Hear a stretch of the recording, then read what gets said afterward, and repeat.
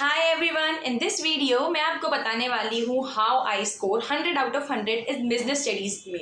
मैंने business studies के exam में जो 2022 में बोर्ड्स हुए थे उसमें 100 आउट ऑफ 100 स्कोर किया था। मैंने कौन सी टिप फॉलो करी थी जिसे आप भी अपने बाकी थ्योरेटिकल सब्जेक्ट जैसे कि थोड़े से इकोनॉमिक्स के अंदर और बिजनेस स्टडीज हो गए ऐसे सब्जेक्ट में कैसे आप 100 आउट ऑफ 100 और 95 प्लस स्कोर कर सकते हैं। कि आप बिजनेस स्टडीज को मल्टीपल रिविजन्स ले, जैसे अगर आपका सिलेबस जो है नवंबर और दिसंबर तक कंप्लीट हो जाना चाहिए उसे बाद तक मत रखिए। आपको ये तो पता ही होगा आप 12th बेसिस पे नहीं बल्कि CUET बेसिस के ऊपर आपके एडमिशन्स होंगे कॉलेजेस के अंदर। सो आप जितना भी BST के अंदर अभी 11th और 12th में पढ़ेंगे वो सबसे ज़्यादा इंपॉर्टेंट होने वाला है। सो आप मेक श्योर कि आप हर चीज़ को अच्छे तरीके से अंडरलाइन करके पढ़ रहे हैं और आप जो है उसके मल्टीपल रिविजन्स ले रहे हैं, क्योंकि आपको CUT में ये काफ़ी हेल्प करने वाला है। कोई मतलब नहीं आपको ट्यूशन्स लेने के लिए CUET में या फिर बड़ी बड़ी कोचिंग्स में इतना पैसा डालने के लिए। अगर आप कंसिस्टेंटली शुरुआत से ही अच्छे से अगर सीरियस होकर पढ़ेंगे तो आप बहुत स्मूथली आपका सब निकल जाएगा। ठीक है। सो टिप नंबर 1 यही है कि आपको कंसिस्टेंटली बहुत सारे रिविजन्स लेने हैं जब भी आप कोई टॉपिक कंप्लीट करें। फॉर एग्जाम्पल जैसे कि एक चैप्टर नंबर 1 से ही ले लेते हैं, nature and significance of management. ये जो फर्स्ट चैप्टर है, अगर आपने फॉर एग्जाम्पल कोई टॉपिक याद करा है तो उसकी जो हेडलाइंस है उनको ज़रूर याद रखिए। जैसे व्हाट आर द कैरेक्टरिस्टिक्स हो सकते हैं कि what are the characteristics of the management, ये इसके क्या है। तो सबसे पहली बात आपको जो उसके हेड पॉइंट्स है, बिल्कुल हेडिंग्स है, उनको ज़रूर ध्यान रखना है कि आप एज इट इज़ ही उनको लिखें।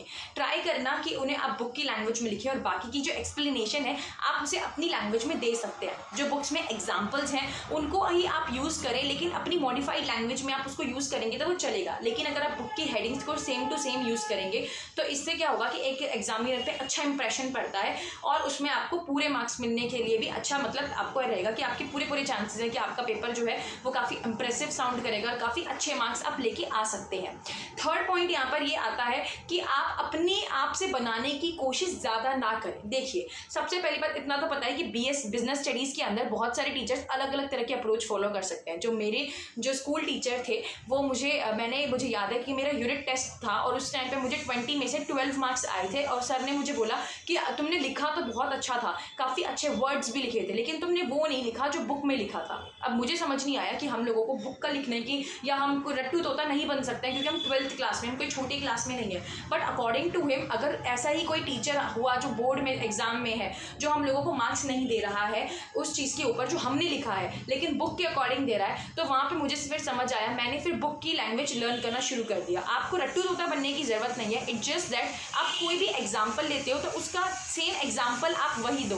जैसे एक आता है कि जर्नल मेजर करके एक पॉइंट था 14 प्रिंसिपल के अंदर, आई थिंक पॉइंट नंबर 6 था कुछ ऐसे। उसके अंदर जो एक एग्जाम्पल था कि जो मैनेजमेंट है वो फिजिक्स या केमिस्ट्री के रूल्स की तरह इसके रूल्स जो होते हैं वो रिजिड नहीं होते हैं बल्कि फ्लेक्सिबल होते हैं, जो सिचुएशन और ऑर्गेनाइजेशन टू ऑर्गेनाइजेशन डिपेंड करते हैं। सेम ये क्वेश्चन एग्जाम में आया था बोर्ड्स के अंदर और मैंने सेम ये एग्जाम्पल जो है उस टाइम पे लिख दिया। अब यहाँ पे होगा क्या कि जब टीचर आंसर चेक करते हैं तो बुक में से ही आंसर निकाल के रखते हैं, वो लोग आंसर की बनाते हैं। वहाँ से जब थोड़े मैच होते हैं तो टीचर्स टिक करते जाते हैं, उन्हें लगता है कि बच्चे ने बिल्कुल ठीक लिखा होगा। इस तरह की ये मेरी साइकोलॉजी है। मुझे ऐसा लगता है कि कहीं ना कहीं जो चेकिंग होती है वो इसी पॉइंट ऑफ व्यू से या इसी साइकोलॉजी के साथ चेक होती है। फिर यहाँ पे फोर्थ पॉइंट आता है कि आपको जो भी आप टॉपिक करो उनकी केस बेस्ड स्टडीज़ करना बहुत इंपॉर्टेंट है। बहुत बार तो ऐसा होता है कि आप जो केस बेस्ड स्टडीज़ कर रहे हो वो वही की वही या फिर उनके नाम वगैरह बदल के एग्जाम्स में आ जाते हैं और आपको ऐसा याद आता है, अरे हाँ ये वाली केस बेस्ड स्टडी मैंने प्रैक्टिस करी थी। अब क्वेश्चन ही आता है हम केस बेस्ड स्टडीज़ प्रैक्टिस कहाँ से करें। Very simple, there are few website, जैसे कि अभी मैं आपको इन वेबसाइट्स पर जाके दिखाती हूँ। ऐसे ऑनलाइन वेबसाइट्स पे आप विजिट करके इस तरह के केस बेस्ड स्टडीज़ को सॉल्व कर सकते हैं। ये कुछ वेबसाइट है। सबसे पहली वेबसाइट है लर्न CBSE, सेकंड है यहाँ learn Insta and learn CBSE। ये दो ऐसी वेबसाइट्स हैं जहाँ पे मैंने इनको बिजनेस स्टडीज़ के जो केस बेस्ड स्टडीज़ थे उनकी काफ़ी स्टडीज़ करी थी। अब हर चैप्टर को फॉर एग्जांपल अपने ऑर्गेनाइजिंग, प्लानिंग, ये सारे चैप्टर्स अच्छे तरीके से कर लिए और उसके बाद आप चैप्टर वाइज जाओ और अच्छे तरीके से एक एक की केस बेस्ड स्टडीज़ करो। फिर इसके बाद भी जो सेकंड चैप्टर है, सेकंड चैप्टर के अंदर ही जो 5 है कि प्लानिंग, ऑर्गेनाइजिंग, ये सारे जो 5 के 5 एलिमेंट पॉइंट है इनके आपको इकट्ठे होकर भी इसकी केस बेस्ड स्टडीज मिलेंगी। जितना हो सके आप केस बेस्ड स्टडीज की ज़्यादा प्रैक्टिस करना, क्योंकि इस बार के एग्जाम में भी केस बेस्ड स्टडीज क्वेश्चन ज़्यादा आए थे रादर देन डायरेक्ट क्वेश्चन से। तो केस बेस्ड स्टडीज को समझना बहुत इंपॉर्टेंट है। अदरवाइज अगर आपने 6 मार्क्स का क्वेश्चन सही भी लिखा है लेकिन गलत अंडरस्टैंड कर लिया, हो सकता है वो क्वेश्चन था डेलीगेशन का बट आपने समझ लिया डिसेंट्रलाइजेशन का, सो उस केस में वो बहुत प्रॉब्लम क्रिएट हो सकती है। तो आपको समझना पड़ेगा कि आपको बहुत ज़्यादा केस बेस्ड स्टडीज की प्रैक्टिस करने की ज़रूरत है, जिससे आपको बिजनेस स्टडीज के अंदर आप एक कह सकते हैं एक वाइडर स्कोप ले सकें। क्योंकि जब एग्जाम में ऐसे कोई क्वेश्चन आएंगे तो आपको लगेगा, बहुत बार ऐसा होता है, मेरे साथ भी इवन हुआ था कि एक क्वेश्चन में लर्न सीबीएसई से देखकर गई थी, मतलब मैंने प्रैक्टिस किया था और वो सेम क्वेश्चन एग्जाम में रिपीट हुआ था।